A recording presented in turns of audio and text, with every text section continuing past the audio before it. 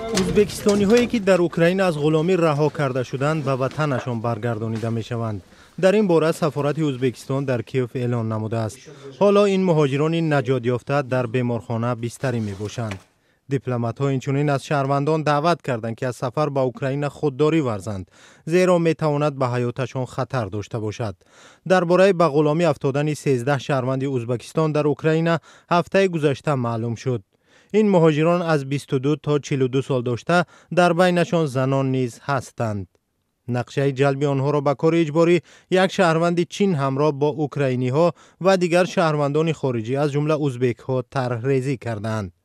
با این مهاجران معاش بلند وعده شده بود، اما وقتی آنها با اوکراین آمدند شناسنامه هایشان را از دستشان گرفتند، به اجرای کارهای وزنین مجبور کردند. با گفته دادستانی کلی اوکراین جبردیدگان تنها طبق ریجه باید به حاجتخانه می رفتند و برای خردترین خطاکاری جریمه می شدند. درباره چند مدت در غلامی بودن این مهاجران ازبک چیزی گفتن نشده است.